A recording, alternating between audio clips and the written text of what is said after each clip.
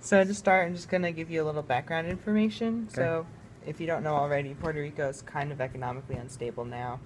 Unemployment's pretty high and standard living is pretty low for the average citizen. And do you have any ideas why this might be?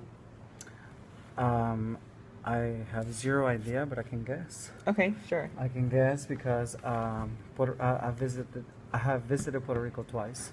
I've visited different areas, and I can tell you that people in they call it the island. People in the island uh, don't really care to work much. That's a general thing that I get from them. Okay. They rather just wait for the government to help them. Also, if they want to buy anything that is not made in the island, it is extremely expensive because they have to pay the extra tax. Housing for them is extremely cheap. Once again, because they are under housing, blah blah blah. I don't know the numbers, but it's low income housing. There's a lot of murder, and there's a lot of this, and there's a lot of the other. A lot of the people that I've met that I know from Puerto Rico are people that have left the country because not the country. I'm sorry, the island. Yes. They call it the country too in Espanol. They leave the island to come to the United States so that they can better their language, but more importantly, they just want to have a shot at economic, and they want to work and get better money. I don't know if I'm answering your question. Yeah, yeah. So you know that Puerto Rico belongs to the United States, right? Yes. Okay, good. One of my interviewers did not. Okay. So do you think the United States is taking advantage of Puerto Rico by not allowing it to become a state? Because there was a survey taken where the majority of the citizens of Puerto Rico did elect to become a state. And that goes along with the U.S. Constitution, but no action has been made to actually make that move to make it a state. So do you think the U.S. is taking advantage of Puerto Rico by not providing them statehood? Not at all. I don't Okay. think the U.S. is taking advantage of them at all. I think the U.S. has provided that opportunity. And if I'm not wrong, in the last couple of years, Puerto Rico has had a debate whether they want or don't want to become a state of the United States.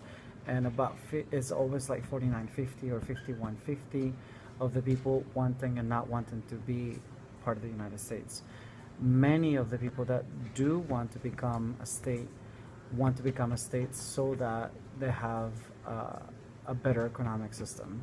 Okay. But the other half don't want to become a state because they don't want to lose their identity. Right. They don't want to lose who they are as a island. But no, I don't think the U.S. is taking advantage of them because Okay. they have had those opportunities to change if they wanted to. But I don't think there's enough organization within the island to make that change if they wanted that. Plus, Right. if they were to make that change, then a lot of changes will have to be talked about in the United States. For example, our flag is based on our states. Right. So if they were to become a state or another territory were to become a state, then the flag will have to also change. Right. So it's a lot of changes that I don't think they don't want to happen. Okay. So you think that. So do you think it would be better for Puerto Rico to remain as a commonwealth, to retain its culture, as opposed to becoming a state and possibly benefiting economically? I can tell you that if I were Puerto Rican, I wouldn't want to become a state, just because I want to maintain the culture, I want to maintain the language, I want to maintain our identity.